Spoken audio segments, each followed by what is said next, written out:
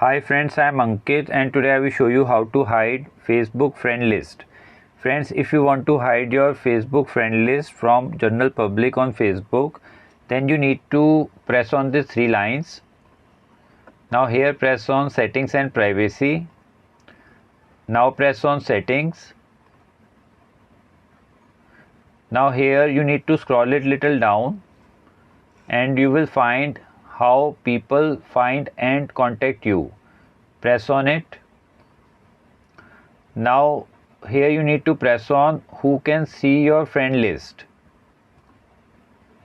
Now here public is selected by default, so you can select friends or you can make a list of your close friends by selecting this option,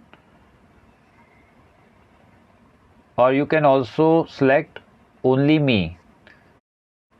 If you select only me, then only you will able to see your friend list on Facebook. After selecting the required option, click on save.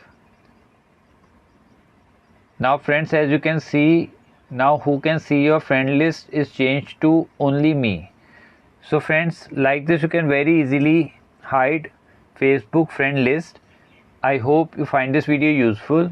If you like the video, then press on like button and don't forget to subscribe our channel and press on bell icon to receive email notifications free of cost.